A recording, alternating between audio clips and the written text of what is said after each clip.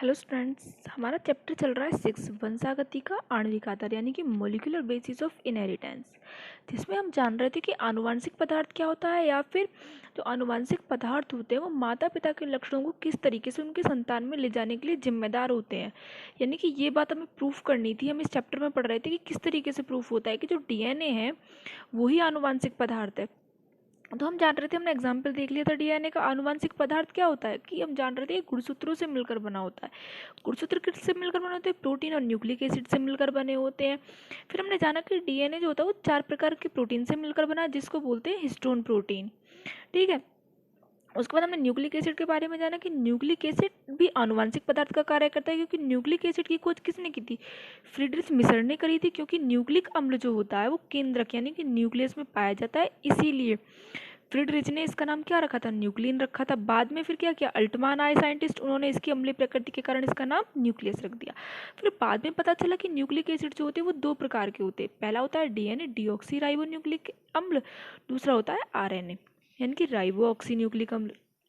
अब इन्होंने क्या किया कि इन्होंने इनमें से डीएनए जो होते हैं वो सभी सजीवों में आनुवंशिक पदार्थ का कार्य करता है, ये तो हमें पता ही है। लेकिन कुछ जीवाणु जैसे कि टीएमवी, एचआईवी और इन्फ्लुएंजा वायरस, इनमें इन्होंने खोज की तो इनमें क्या पता चला कि इनमें आरएनए जो होता है ये आनुवंशिक पदार्थ का कार्य करता है। फिर बाद में अब ये बात आई कि क्या डीएनए आनुवंशिक पदार्थ है। जब ये बात क्लियर हुई कि डीएनए सभी सजीवों में आनुवंशिक पदार्थ का कार्य करता है, तो लेकिन टीएमवी, एचआईवी और इन्फ्लुएंजा वायरस में आरएनए आनुवंशिक पदार्थ का कार्य क्यों करता है? तो इसके लिए काफ़ी साइंटिस्ट आए कि डीएनए आनुवंशिक पदार्थ होता है नहीं। काफ़ी सारे प्रयोग किए गए जिनके बारे में आज हम बात करेंगे। ठीक है। तो जानते कि सन 1902 में सटन और बोवेरी 2 साइंटिस्ट थे। उन्होंने क्या किया? उन्होंने ये प्रस्तावित किया कि आनुवंशिक जो सूचनाएं होती हैं वो एक पीढ़ी में दूसरी पीढ़ी से गुणसूत्रों के माध्यम से जाती हैं। जैसा कि मैं आपको बता रही थी कि आनुवंशिक पदार्थ जो होता है वो क्या करता है कि माता पिता के लक्षणों को संतान तक लेके जाता है। यानी कि आनुवंशिक पदार्थ क्या हुआ? डीएनए हुआ। और डीएनए किस में होता है? गुणसूत्रों के अंदर। तो गुणसूत्र क्या होते हैं? गुणसूत्र माध्यम होते हैं माता पिता के लक्षणों का संतान तक पहुंचने का। अब डीएनए के आनुवंशिक पदार्थ होने के पक्ष में काफ़ी प्रयोग हुए, क्योंकि ऐसे बोल के तो ये बात सिद्ध नहीं हो सकती कि डीएनए ही आनुवंशिक पदार्थ है। तो इसके बारे में, इसके पक्ष में काफ़ी प्रयोग हुए कि डीएनए किस तरीके से आनुवंशिक पदार्थ है।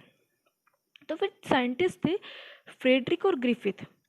इन्होंने क्या किया? इन्होंने रूपांतरण प्रयोग किया। रूपांतरण यानी कि इन्होंने 2 स्ट्रेन लिए थे, आर स्ट्रेन और एस स्ट्रेन। उन्होंने उनको चूहे के अंदर भेजा। चूहे के अंदर फिर प्रयोग करने के बाद उन्होंने देखा कि क्या होता है क्या नहीं होता। तो उसके बारे में अब जानते हैं सबसे पहले कि क्या होता है और किस तरीके से होता है। तो ये जो फ्रेडरिक और ग्रिफिथ थे, इन्होंने क्या किया कि इन्होंने कुछ स्तनधारी लिए। इन्होंने स्तनधारी यानी कि चूहा, मेन जितने भी प्रयोग होते हैं चूहे के अंदर ही होते हैं सबसे पहले। ठीक है। अब आप देख रहे होंगे कोरोना की वैक्सीन का ट्रायल भी चल रहा था, वो भी सबसे पहले चूहों के अंदर ही ट्रायल हुआ था। तो ये जितने भी प्रयोग होते हैं किसी भी बीमारी के लिए, किसी भी पदार्थ की खोज के लिए, डीएनए के लिए, आरएनए के लिए, वो सब सबसे पहले चूहे में ही होते थे। ठीक है। तो फ्रेडरिक और ग्रिफिथ ने भी ये प्रयास स्तनधारियों में न्यूमोनिया रोग उत्पन्न करने वाले जीवाणु, यानी कि जो न्यूमोनिया रोग उत्पन्न करता है वो वाले जीवाणु न्यूमोकोकस और डिप्लोकोकस न्यूमोनी पर अपना प्रयोग किया। सबसे पहले इन्होंने न्यूमोनिया रोग जो उत्पन्न करता है जीवाणु न्यूमोकोकस और डिप्लोकोकस न्यूमोनी पर अपना प्रयोग किया। ये क्वेश्चन पूछा जाता है कि न्यूमोनिया रोग किससे उत्पन्न होता है, तो आप इसको याद कर सकते हैं कि जीवाणु होता है जिसका नाम न्यूमोकोकस या फिर डिप्लोकोकस न्यूमोनी होता है, जिससे न्यूमोनिया रोग फैलता है। इन्होंने अपने इस प्रयोग से 2 विभेद प्राप्त किए, यानी कि इन दोनों पर इन्होंने प्रयोग किए, इन जीवाणुओं पर। इससे इन्होंने 2 विभेद प्राप्त किए। सबसे पहला था उग्र विभेद, यानी कि उग्र विभेद क्या था? विरुलेंट स्ट्रेन और एस स्ट्रेन, यानी कि इसको बोलते एस स्ट्रेन ही है। एस स्ट्रेन यानी कि एस कोशिकाएं। ठीक। इस विभेद में क्या हुआ कि इस विभेद के जो जीवाणु थे वो चिकनी भित्ति, स्मूथ वॉल्ड थे। ये नोटेड पॉइंट है, यानी कि याद करने वाला पॉइंट है कि इसी पूछा जाता है कि एस स्ट्रेन में जो जीवाणु आते हैं वो कौन से आते हैं और आर स्ट्रेन में जीवाणु किस तरीके से आते हैं। तो इस विभेद के जीवाणु जो थे वो चिकनी भित्ति, स्मूथ वॉल्ड होते हैं। इनका बाहरी आवरण पॉलीसेक्राइड का बना होता है। और ये क्या करते हैं? दूसरा इंपॉर्टेंट पॉइंट कि इनमें निमोनिया रोग उत्पन्न करने में सक्षम होते हैं एस स्ट्रेन वाले। अब दूसरा आता है अनुग्र विभेद, non virulent S R strain. इनकी जो वोल्ड होती है, यानी कि जीवाणु की जो भित्ति होती है वो खुरदरी होती है, ये खुरदरी भित्ति के बने होते हैं, रफ वर्ल्ड के, और इनमें क्या होता है, इनमें निमोनिया रोग उत्पन्न नहीं करते। यानी कि जो ऐसे स्ट्रेन होते हैं वो निमोनिया रोग उत्पन्न करते हैं, निमोनिया रोग नहीं उत्पन्न करते। बहुत ही सिंपल सा डिफरेंस है इनके बीच में कि उनकी भित्ति चिकनी होती है, इनकी रफ होती है। वो निमोनिया रोग उत्पन्न करते हैं, निमोनिया रोग उत्पन्न नहीं करते। अब उसके बाद जो ग्रिफिथ थे, ग्रिफिथ ने क्या किया कि इन दोनों बैक्टीरिया को बारी बारी से चूहे में उन्होंने इंजेक्ट किया। जब उन्होंने बारी बारी से इन्हें चूहे में इंजेक्ट किया तो उन्होंने क्या देखा कि सबसे पहले उन्होंने एस स्ट्रेन को चूहे में प्रवेश कराया। तो उन्होंने क्या देखा कि जब चूहे में एस स्ट्रेन प्रवेश करता है तो चूहा मर जाता है, क्योंकि एस स्ट्रेन में क्या था, उसमें निमोनिया रोग उत्पन्न करने की क्षमता होती है, चूहा मर जाता है। उसके बाद उन्होंने आर स्ट्रेन को चूहे में प्रवेश कराया तो क्या देखा उन्होंने कि चूहा जीवित रहता है, यानी कि फिर उसमें निमोनिया रोग उत्पन्न करने की क्षमता नहीं होती। इसका मतलब उनके दिमाग में आया कि एस स्ट्रेन में कुछ ना कुछ ऐसा पदार्थ है जिससे चूहा मर गया। अब क्या किया कि अब ग्रिफिथ ने एस स्ट्रेन बैक्टीरिया को 60 डिग्री सेल्सियस पर गर्म किया। पहले तो नॉर्मली उन्होंने उन चूहे के अंदर इंजेक्ट किया। अब उन्होंने क्या किया कि जो बैक्टीरिया था एस स्ट्रेन, इसको 60 डिग्री सेल्सियस पर गर्म कर लिया इन्होंने, और जिससे क्या हुआ, जिससे जीवाणु वो मर गए, और फिर इसे चूहे में फिर से इन्होंने प्रवेश कराया, मरे हुए जीवाणु। अब जब मरे हुए जीवाणु को इन्होंने प्रवेश किया, यानी कि ताप से मृत यानी कि हीट किल्ड जीवाणु को इन्होंने चूहे में प्रवेश कराया, तो क्या देखा कि चूहा जीवित रहता है, यानी कि एस स्ट्रेन वाला। जिसमें चूहा पहले मर गया था जब डायरेक्ट वो इंजेक्ट कर रहे थे, तो उसमें क्या होता, उसमें चूहा मर गया था। लेकिन इस बार जब उन्होंने बैक्टीरिया को मार लिया और फिर चूहे में प्रवेश कराया तो चूहा जीवित रहा। फिर उन्होंने दूसरा प्रयोग किया कि हीट किल्ड बैक्टीरिया लिया, उसको S strain plus R strain, यानी कि एस स्ट्रेन के साथ आर स्ट्रेन को भी चूहे में इंजेक्ट किया, तो देखा कि चूहा मर गया। तो फिर इन्हें इस बात का पूरा क्लियर हो गया कि कुछ ना कुछ आर स्ट्रेन में कुछ ना कुछ ऐसा पदार्थ है जिसके कारण चूहा मर गया, क्योंकि वो तो बैक्टीरिया उसको पहले ही मार चुके थे गर्म करके। अब उन्होंने क्या देखा, ग्रिफिथ ने ज्ञात किया कि आर स्ट्रेन में कोई कारक अवश्य था जिसके कारण चूहा मर गया, लेकिन वो यह ज्ञात नहीं कर पाए कि ये कौन सा कारक था, और इसी को रूपांतरण का प्रयोग कहते हैं। यानी कि जो ग्रिफिथ थे उन्होंने ये तो ज्ञात कर लिया कि आर स्ट्रेन में कुछ ना कुछ ऐसा कारक अवश्य है कि जिसके कारण चूहा मर गया, लेकिन वो ये खोज नहीं कर पाए कि वो कारक कौन सा था। उन्होंने काफ़ी प्रयोग किए लेकिन ये खोज कर ही नहीं पाए वो, तो इसी को रूपांतरण का प्रयोग कहते हैं। अगर आपको रूपांतरण का प्रयोग आता है तो आप इसी को रूपांतरण का प्रयोग बता सकते हैं। रूपांतरण के प्रयोग को फिर 3 वैज्ञानिक आए, उन्होंने इसको दोबारा से इसके ऊपर अध्ययन किया और दोबारा से इस प्रयोग को किया। अब ग्रिफिथ के प्रयोगों से ज्ञात नहीं हुआ कि डीएनए आनुवंशिक पदार्थ है। तो क्लियर सी बात है कि जब वो पता ही नहीं लगा पाए कि वह कारक कौन सा है तो कैसे पता चलेगा कि डीएनए आनुवंशिक पदार्थ है।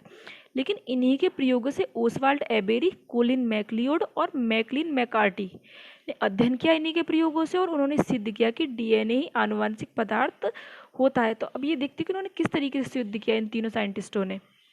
ग्रिफिथ के प्रयोग से इन्होंने किस तरीके से सिद्ध कर दिया कि डीएनए आनुवंशिक पदार्थ है। तो एबेरी, मैकलियोड और मैकार्टी का प्रयोग देखते हैं। इन तीनों ने यह प्रयोग चूहों पर न करके, यानी कि इन्होंने ये वाला प्रयोग चूहों पे नहीं किया, एक कांच की बोतल में किया, एक कांच के फ्लास्क में किया इन्होंने। किस तरीके से किया इन्होंने कि जो एस स्ट्रेन था, एस कोशिकाएं थी, उसमें से इन्होंने प्रोटीन, डीएनए और कार्बोहाइड्रेट को सेपरेट कर लिया, यानी कि तीनों को इन्होंने अलग अलग कर लिया और फिर ये प्रयोग किए इन्होंने क्या किया, प्रोटीन अलग किया, कार्बोहाइड्रेट अलग किया, डीएनए अलग किया। फिर प्रोटीन में से आर स्ट्रेन को, जीवित आर स्ट्रेन को ऐड किया, कार्बोहाइड्रेट में जीवित आर स्ट्रेन को ऐड किया और डीएनए में जीवित आर स्ट्रेन को ऐड किया। यानी कि इनको आपस में ऐड करने में प्रोटीन से आर स्ट्रेन में गया जीवित में, कार्बोहाइड्रेट इन्होंने आर स्ट्रेन में पहुंचाया, डीएनए आर स्ट्रेन में पहुंचाया। उसके बाद जो रिजल्ट आया, रिजल्ट इन्होंने क्या देखा कि जो आर स्ट्रेन जीवाणु था वो नहीं बना, प्रोटीन से आर स्ट्रेन जीवाणु नहीं बना। कार्बोहाइड्रेट में इन्होंने जब कार्बोहाइड्रेट आर स्ट्रेन जीवाणु में पहुंचाया, इन्होंने क्या देखा कि यहाँ पे भी एस स्ट्रेन जीवाणु नहीं बना। ठीक, अब इन्होंने डीएनए आर स्ट्रेन के साथ ऐड किया, उसका जो रिजल्ट आया, उसके रिजल्ट में उन्होंने देखा कि एस स्ट्रेन जीवाणु बन गया। यानी कि यहीं पे क्लियर हो गया कि जो डीएनए ही आनुवंशिक पदार्थ है, डीएनए ही जिम्मेदार होता है आनुवंशिक पदार्थों के लिए। यानी कि डीएनए जो होता है वही अपने लक्षण माता पिता से संतान में पहुंचाने के लिए जिम्मेदार होता है, और ये डीएनए ही गुणसूत्रों में पाया जाता है। यहीं से ये बात क्लियर हुई, यानी कि कार्बोहाइड्रेट, प्रोटीन ये कोई जिम्मेदार नहीं होता, डीएनए जिम्मेदार होता है, क्योंकि डीएनए जो था वो आर स्ट्रेन के साथ मिलकर एस स्ट्रेन जीवाणु उसने बना लिया। इस प्रयोग को हम इस तरीके से भी देख सकते हैं कि जो हीट किल्ड था तापनत कोशिकाएं थी, यानी कि ऐसे स्ट्रेन था, उसे जैव रसायन प्रोटीन, डीएनए और कार्बोहाइड्रेट को अलग कर लिया। यह पता लगाने के लिए शोध किया कि इनमें से कौन सा आर कोशिका को एस कोशिका में रूपांतरित करने में सहायक है, यानी कि कौन सा आर स्ट्रेन जो था वो एस कोशिका में रूपांतरित करने में सहायक होता है, यानी कि आर स्ट्रेन कौन सा ऐसा था जो एस स्ट्रेन को रूपांतरित कर देता है। ठीक है, उन्होंने पता लगा कि एस जीवाणु का केवल डीएनए ही आर स्ट्रेन को रूपांतरित करता है, यानी कि जो डीएनए होता है। उन्होंने पता लगाया कि प्रोटीन क्या होता है, पाचक एंजाइम प्रोटीएज, आरएनए पाचक एंजाइम आरएनएज इस रूपांतरण को प्रभावित नहीं करते, यानी कि प्रोटीन और जो कार्बोहाइड्रेट थे वो क्या कर रहे थे, वो इसको रूपांतरण नहीं कर रहे थे। लेकिन रूपांतरित पदार्थ प्रोटीन या आरएनए नहीं है, इसलिए डीएनए से पाचन के बाद रूपांतरित प्रक्रिया बंद हो जाती है। डीएनए क्या हुआ, डीएनए आरएनए में गया, आरएनए से क्या हुआ, एस स्ट्रेन बन गया।